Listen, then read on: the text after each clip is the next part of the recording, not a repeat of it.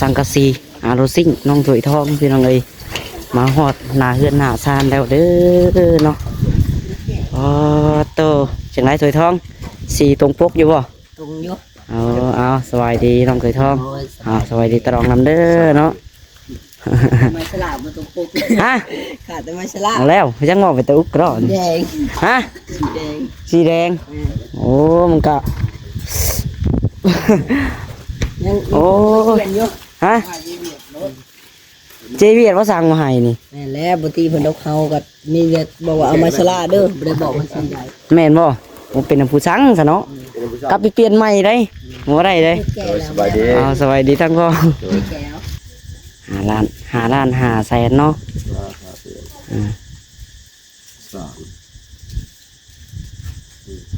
เพราะว่า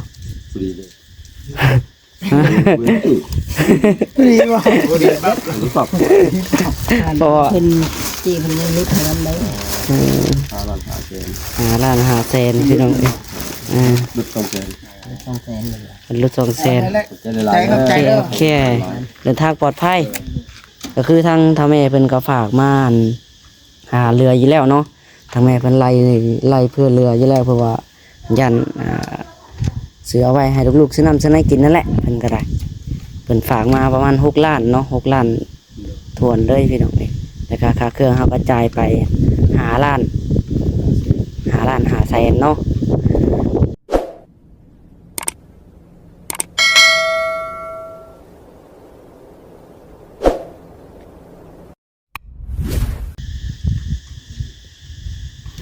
มาพี่น้องไงเนาะโดยเปิดภาพมาเมื่อนี้พี่น้องเลยเป็นมื้อวันอาทิตย์นะพี่น้องเนาะ เป็นมื้อวันอาทิตย์พี่น้องเลยเปิดภาพบรรยากาศมาจังไรก็ได้ทักทายสบายดีแม่FCเปิดสุขูสู่คนเนาะสังกะสี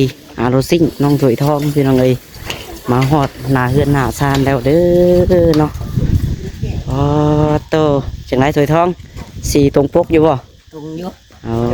สบายดีน้องถวยทองสบายดีตรองนำเด้อเนาะไม้ฉลามมาตรงปกฮะขาดแต่ไม้ฉลามแล้วยังมองไปตะอุกร้อนแดงฮะสีแดงโอ้มันก็โอ้ฮะเจเวียดว่าสั่งมาให้นี่แม่แล้วปกติเพิ่นเอาเขาก็มีแต่บอกว่าเอาไม้ฉลามเด้อบ่ได้บอกมันสิใหญ่แม่นบ่ผมเป็นผู้สั่งซะเนาะกลับไปเปลี่ยนใหม่ได้บ่ได้เด้สบายดีสบายดีทั้งพ่อเอารถไถไปแก้วเองก็ได้เอาลงแล้วครับเอาไปเก็บเนาะอย่าดันมันบ่ได้ได้สิได้บ่เข้าได้เนาะให้เพิ่นเอาเมื่อก่อนก็ได้ให้เพิ่นเอาเมื่อก่อนแล้วเฮาใช้ลงเร้ามันแม่นเพิ่นเที่ยวเพิ่นมีเที่ยวเพิ่นก็มาส่งให้เฮาเด้อสังกะสีตรงปกอยู่เนาะถวยทองโอเคอยู่มีแต่แผ่นเซล่าพี่น้องเลยเป็นสีแดงสีขาวใครอยู่นิดนึงบ่มันกับบ่ใครได้สีใดกันเนาะกับมันคือกันเลยยังว่าโอเคตัวเทิงหลังใหญ่ว่าสีเทาเนาะตัวนี้สีแดงเยอะไปคนละบอลที่ถวยทอง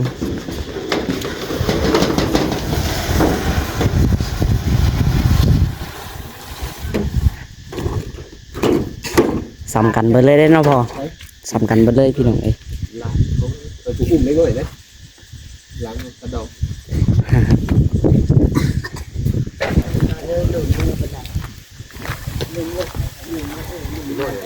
ขอบข้างจักแผ่น2บ่2เนาะ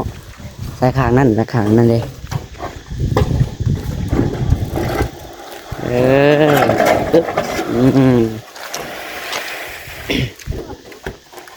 จับกัน2 คนพี่น้องยังบินเครื่องบ่บินเนื้อเท่าไหร่นะเงินบาท 7,670 บาทเงินกีบ5 ล้าน 730,000 5 ล้าน 7 แสนบ่นึง5 ล้าน 730,000เป็นคนลดให้2 แสนเป็น5 ล้าน 5 แสน5 ล้าน 5 แสน5 ล้าน 5 แสนพี่น้องเอ้ยเนาะยวนมีตะปูได้อยู่นั่นน่ะตะปูน็อตบ่น็อตใช่น็อตใครถวยทองน็อตบางเรื่องเห็น rồi đeo con phú khang muốn thôi kháng tay cái gì cái này để bưng nọt quá giờ phù rồiแต่phù cái số cứ nó gầnแต่phù tới thong nọt đấy nó hả nọt đó ba làm con ok salad là tiền không tôm mày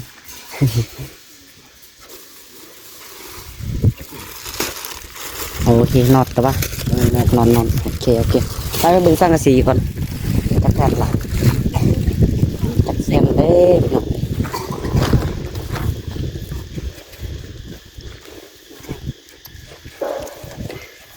chắc quen rồi 12 บ่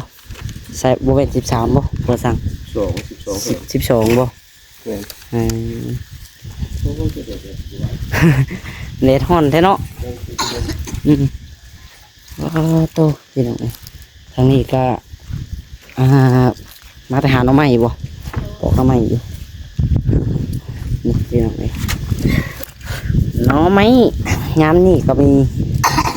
กำลังปรุงว่ะทันว่าเลยจ้ะทันว่าเอ้ยเห็ดหยังบ่มืดเพิ่นสบายดีกันว่าโอ้คนคือมาเจ้าเดี๋ยวยันเขาบัดเจ้าเก่งเจ้าผิวเป็นทางซีนี่ผิว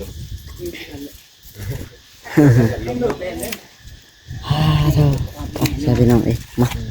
นับเงินนับคำให้เพิ่นก่อนนะบาทนี่เขาตั้งพ่อเองแล้วนับเนาะได้ก็ได้นั่งอยู่เตียงนี่ก็ได้มันแดดว่าโตฮะ ไปพูดเลยโต๊ะหน่อยอัน อยู่นี่แหละมันแดดได้อยู่ฮะ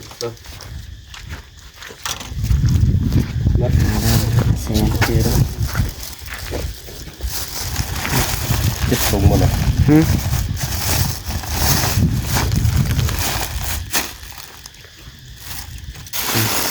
หายเบิดนี้เลยได้เนาะให้นับเบิ้งเท่าไรก็ได้อันนี้ก็ตั้งหานเพิ่นให้ก็นับเล็กหน่อยแล้วก็ยาไม่ได้นับเบิดได้เสียใจแล้วเนาะ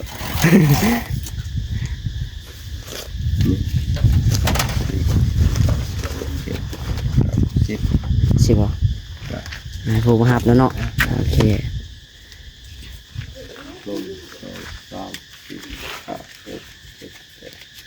10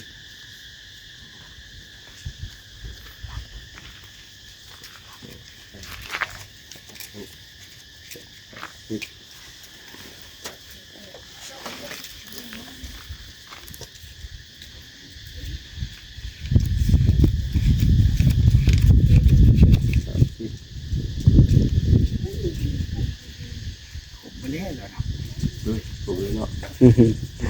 มึงก้อนเนาะเซ็กได้ซะจักรานแหละ4บ่โอเค เดินตายรวมหมดเลย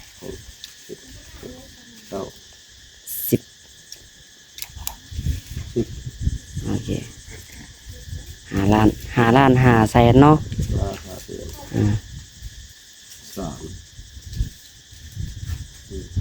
เพราะว่า ดีเลย ดีว่ะ ดีแบบรู้สึก เพราะว่า เพิ่นจีเพิ่นยังลุกน้ำได้ 5 แสนพี่น้องลุด2 แสน 200,000เลย เป็นรถ2 แสน ใจครับใจเด้อ โอเคเดินทางปลอดภัย ยังคิดดูไม่ฉลาดไปเด้อ ยังติดหนีมาสลาเด้อเนาะ แกบ่ให้เจ้าไปหลักเด้อ ฝากไว้น้ำห้านนั่นเจเบียดอะไรไปเอาน้ำห้านเจเบียดเลยเนาะเพิ่นสลาเปิดออกมาสีแดงเป็นสลาเนาะมันว่า เห็นยังคันว่าน่ะเอี้ยนะฮะเสร็จแล้วหน่อยฝากนะ โอ้มันโคบินให้เกิดภาษาวันนี้ธรรมดาเลยนะข้านคำแท่งคลายเครื่องตัวสาวปัดคนเดือดเบอร์โทร020 9 1 2 3 8 9 1 เบอร์โทรเพิ่น เอาพี่น้องเนาะที่ว่าเฮาไล่เครื่องในเมื่อนั้นส่งให้ทางพ่อแม่เพิ่นก็ได้แล้วมาที่ว่า5 ล้าน 7 แสนบ่ ทางละ700,000ครับ อ๋อ ก็พอดีถืออยู่ ถืออยู่แต่ ถึงแล้วเพิ่นลดเนาะเพิ่นลด200,000 เพิ่นลดให้2 แสนเนาะ ถามนี่ อ่า 5ล้าน700,000ปลายเด้ โดย นอกจากคิด ก็ดู2 แสนเนาะพอดีจะไว้ให้น้องไปทองซื้อน้ำขวดน้ำโคกเนาะอยู่แต่น้องดาวบ่ได้เอาออกมาพี่น้องเอ้ย เอาออกมาเพื่ออยู่เมื่อกี้นี่เพิ่นฮักไปก็50,000พี่ละพี่น้องเพิ่นไล่ล้านหนึ่งต่อ10,000เพิ่นไล่ก็ว่าโอนตามห้านเด้ตามห้านขายเครื่องเพิ่นนี่คันโอนในอันธนาคารน้อยก็สิบ่ปานนั้นดอก50,000นะเนาะกันชื่อปานนี้กับอิ่มขาดเช้าแล้วเนาะ ก็คือกันก็ทำไปซีโดไปเอาอยู่บนธนาคารแค่บ่ได้เสียครับน้ำมันบาท แม่นเด้ 50,000บาท มันก็50,000อีกเนาะ ไปจากที่น้ำมันบ่มีบาท ไปไว้ให้จักชีวิตบ่มีน้ำมันกันเนาะ ถ้าบ่มีก็ให้ยากอีก เริ่มมา เป็น แล้ว แสนนึง หึ เริ่มมาแล้ว มาแล้วน้ำมันมา เปิดบ่อนแล้ว เปิดบ่อันเลย เปิดบ่อนแล้วแต่ว่าราคาที่ลิตรละ100 บาท สำเฮานี่โอ้ต เกือบลิตร100 บาทลิตรนึง40กว่าพันกิ ชี้ปลายพันเนาะ 44 44บ่ 44,000กิกระส่วนแต่สั่งแล้วถึง38เยอะก็สั่งลดลงแล้วแต่กี่42ลง38 ลดแล้วบ่ ลด น้องหลาไปใส่มันนะลิตรเท่าไหร่ลิตร42,000มันน่ะ ลดลง38แล้วแต่มื้อหน้ายังลดลงอีกอยู่คุณบอก เงิน100,000ใส่น้ำมันนั่นบ่เต็มหมดถัง ถามมื้อหน้าสิลดขึ้นกว่าเก่า โอ้บ่เป็นตุกเนาะลดขึ้นกว่าเก่า จาก38ขึ้น40บาทตื่น แล้วก็จังได้น้องเคยทองเจ้าบาทนี่เรื่องดินเอาเข้าสิเอาส่งใดสิเอาว่าใดเอาเข้าดินเข้าหยัง แกเส้นรถไถ แกจะรถไถบ่ เกณฑ์ไทย เขาเอามุ่งแล้วบ่ได้เนาะเจ้าเขาเนาะมันจังห่มเนาะหรือว่า เขาเลยเด้เขาจะลง เก๋ได้ ฮะ เก๋ ลงดินเลยเด้ แกเลย เก๋ไปเอาเลย ลงดินเลยลงดิ เขา น อาเปะกับส่งโคตว่า อ๋อแต่ทองเราทาบเครื่องอยู่นี่ เครื่อง เออเพิ่นแก้เลย ให้คอยเป็นผู้ลงอยู่พี่พวกขึ้นอยู่พุ่น อ๋อ สองคนเป็นผู้ขึ้นอยู่ขับรถทุกคนเจ้าทุกคนขับเองส่วนออก ทั้งแก้ทั้งทั้งคนขึ้นทั้งขับมาเนาะอยู่เพิ่นเนาะทั้งนี้ทั้งถวยทองกับตะรองแลเคลียร์ลงอยู่นี่อย่างเดียว แม่ กับเวียนโต๊ะนี่บ่ โต๊ะก็ยังนะ ผมบอกแล้วนั่นแหละ แนวออกแล้วถวยทอง บอกกับบอกท่านจะได้ดอกรถเดียวหนึ่งมาครับว่ารถเดียวมันบึดหมดเด้ อืมจะหน่อยยังออกเนาะมันแดดอยู่อันสิเทพี่น้องก่อเรียบร้อยแล้วบัดเลยล่ะเนาะก่อเนาะเอาเข้าดินแล้วก็จังได้หามุ้งมาแล้วเนาะก่อนจังเทพื้นเนาะพ่อมันจังบ่แดด เรื่องคำเด็ดอนนี่ก็4 โมง 5 โมงใส่ไม่ฉลาดล่าเห็นมันอ่ะ อืม เร็วมือเศร้าใส่ จังได้น้องสีทองหัด คนเศร้าแล้วมันเย็น หัดตื่นแต่เช้าแล้วสีทองเอ้ย มาไหวเด้จังโมงเลยนี่น่ะ10 โมงยังเบิ่งพี่น้องเอ้ยเนาะ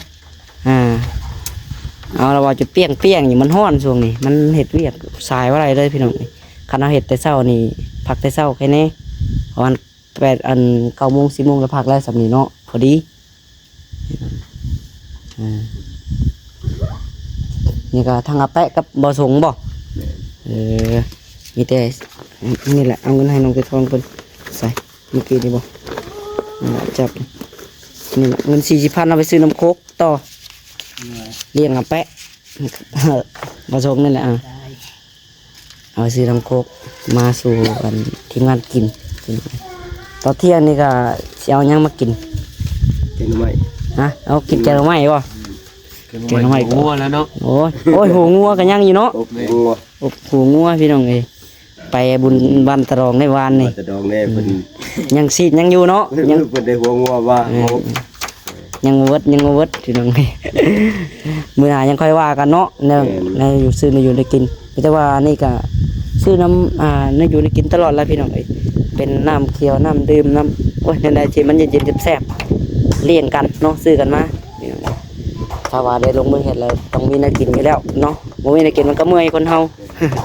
มันต้องมีแนวกินตลอดพี่น้องเอ้ยเอาซะเนาะบัดนี้เดี๋ยว จังได๋ต่อบาดถ้าเบิ่งบ่ส่งเพิ่นมาก่อนเพิ่นไปเอาอยู่ใส่ดิน เก็บหวยแล้ว ฮะ เก็บหวย ห้วยบ้างใด หวยเท้าแล้ว ทางข้ามแม่น้ำลำบาก ปลาตัวไปไกลก็ดอก มันผมเนี่ยขุดเอาอยู่ขุด คือว่าแล้วมันซ่อนเอาง่ายอยู่หั่นดินทรายเนาะ ทางดีไซน์ทางมันผมแล้ว มันห่มเนี่ยหั่นดินทรายหลายเลยพี่น้องพูนลงฟังหัวผู้ออกไปผู้ออกไปทางผู้แล่นไปตรงนี้แหละเนาะ ต้องลงทุนในนั้นจังไว้ น้ำมันแหละเนาะเอาไปใส่น้ำมันนี่พี่น้องก็คือทางแม่เพิ่นก็ฝากมาหาเรืออยู่แล้วเนาะทางแม่เพิ่นไล่เพื่อเรืออยู่แล้วเพราะว่ายันซื้อเอาไว้ให้ลูกๆซื้อน้ำซื้อให้กินนั่นแหละเพิ่นก็ได้เพิ่นฝากมาประมาณ6 ล้านเนาะ6 ล้านทวนเลยพี่น้องนี่แต่ค่าเครื่องเฮากระจายไป5 ล้าน5 แสนเนาะพอไล่เพิ่นไล่5 ล้าน7 แสนกระเป้เลยแต่เพิ่นลดให้2 แสนพี่น้องเอ้ย 230,0005ล้าน730,000 อ๋อเพิ่นลดให้เนาะลดให้ยังก็ได้5 ล้าน5 แสนพี่น้องขอน้ำเพิ่นได้เนาะกันเจ้พี่น้องลูกค้าประจำกันผู้อื่นเนี่ยเพิ่นสิบ่ได้ดอกแบบเดียวก็เฮาซื้อตู้เลยเนาะขอลดเนี่ยเพิ่นยังบ่ลดแหละแบบซื้อตู้กับเขานั่นแหละ ไปซื้อกัน30,000ขายไว้อันนี้230,000นะโอ้คุณครับ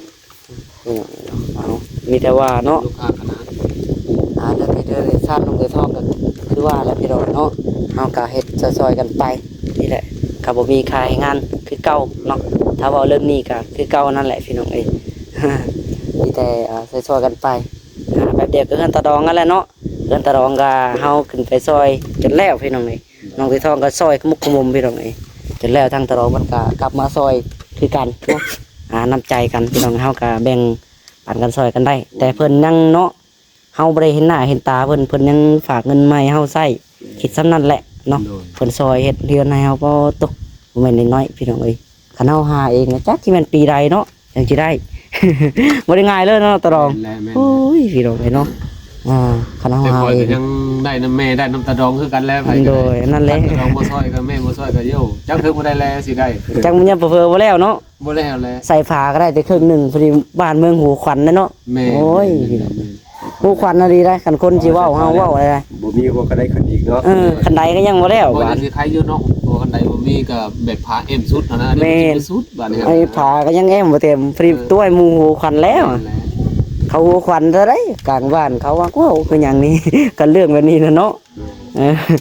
พี่น้องเอ้ย ได้บ้านประตูก็ยังเรียบร้อยใครนึงเนาะ บานประตูก็ติดเรียบร้อยบ้านนี่เนาะเกินตลอดก็ยังขาดแต่คือว่าอะไรพี่น้องขาด บ่ได้คือกับบ่ทันแล้วที่สิให้เปิดเอาหินนี่แหละมือมาได้ ยังในดอกคันใดเพิ่นเนาะยังไปเทแล้วเนาะปูนแม่นแข็งหมดไปจักตลอด เบิ่งอยู่ ยังบ่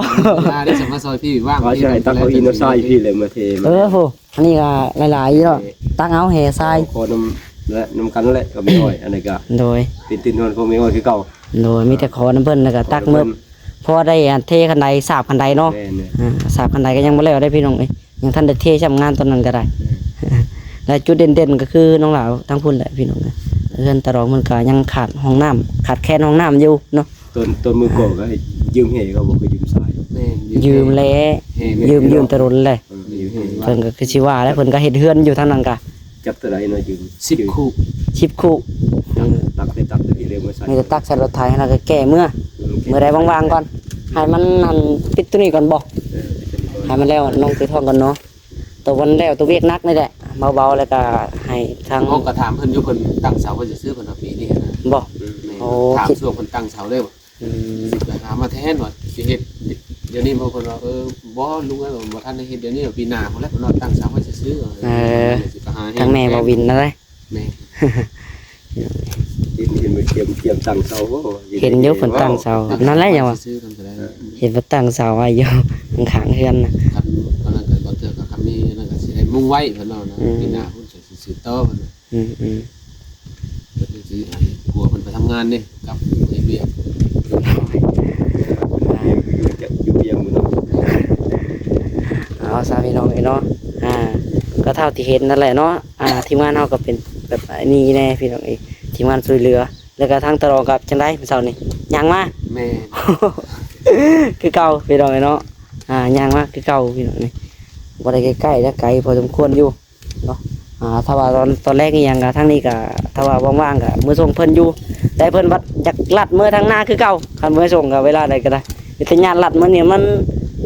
ใกล้หน้าบ่ มัน ลัดเสร็จ เมื่อซื้อหน้าเลยเด้ ซึ่ง แม่นถ้าเฮาเมื่อพุ่นมื้อเกินก็ยังไม่ออกหน้าอีก อยากไกลอีกเนาะ แม่นที่เฮาอยากรับมื้อนี้มันซื้อกับหน้าเด้ ซื้อกันหน้าแล้วผูกงูผูกควายแล้วก็มือเลยเนาะมือปั่นต่อ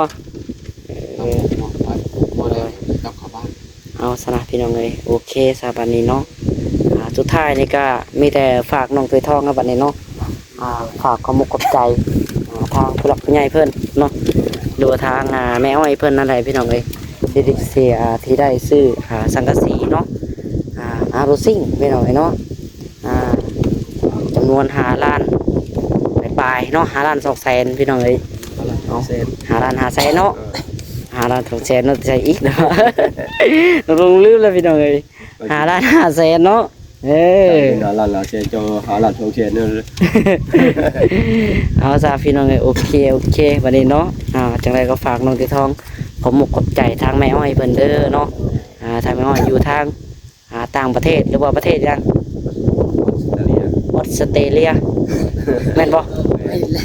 อสเตรเลียพี่น้องเว้าก็บ่ค่อยคล่องต้องเฮาก็ได้เนาะจักสิแม่นอันใดก็แท้ออสเตรเลียรถยัง เอาพี่น้องเอ้ยมีแต่ฝากน้องที่ทองขอบใจเพิ่นเนาะ ก็ขอบคุณทางแม่อ้อยที่ฝากเงินมาจำนวนนี้ที่ซื้อกังกะสีให้ลูกกับผมมีอย่างไรลูกกับมีหลายคำขอบคุณเด้อแม่อ้อยที่ลูกตลอดมาก็ขอให้แม่อ้อยอยู่ดีมีแห้งความเจ็บหายใจความไข้ไว้นี้แม่อ้อยปรารถนาสิ่งใดก็ขอให้ได้ปรารถนาแม่อ้อยให้ลูกมาสำเร็จก็ขอกลับไปหาแม่อ้อยน้อยเข้ากันก่อน สาธุพี่น้องไอ้เนาะสาธุพี่น้องโอเควันนี้เนาะสำหรับคลิปนี้ก็ได้ต้องลาสิขอตัวไปก่อนเนาะจังใดก็ขอบใจทางไม่ไหวอีกเถื่อพี่น้องไอ้เนาะเอาสำหรับคลิปนี้ก็จะขอกล่าวคำว่าเนาะเอาสบายดีพี่น้องไอ้เนาะโอเคเนาะพี่น้องเนาะน้องลาก็ฝากขอบใจทางไม่อ้อยอีกเถื่อเด้อพี่น้องไอ้เนาะที่มื้อนี้เนาะได้ถือโอกาสพี่น้องไอ้เนาะได้เป็นตะกล้องใช่พี่น้องเนาะ ที่ซอยเรือน้องทรายพี่น้องหรือว่าน้องตัวทองเพิ่นเนาะก็กระเถิบออกมาแล้วก็เป็นไม้เป็นตอกเป็นแห่ทรายสองสังกะสีเนาะครบทุกอย่างพี่น้องมีแต่ว่าเฮาก็หาแต่เหือแห้งเฮาเฮ็ดเองเนาะจังไรขอขอบใจทางแม่อ้อยอีกเถื่อเด้อจังไรก็ขอให้ทางแม่เนาะอยู่ดีมีแห้งสุขกายสบายใจขอให้แม่จะมีแต่ความสุขความเจริญนะแม่เด้อปรารถนาสิ่งใดขอให้ได้สมพรปรารถนาแม่สาธุพี่น้องเนาะเอาสำหรับคลิปนี้ที่ขอกล่าวคำว่าพี่น้องเนาะโดยสบายดี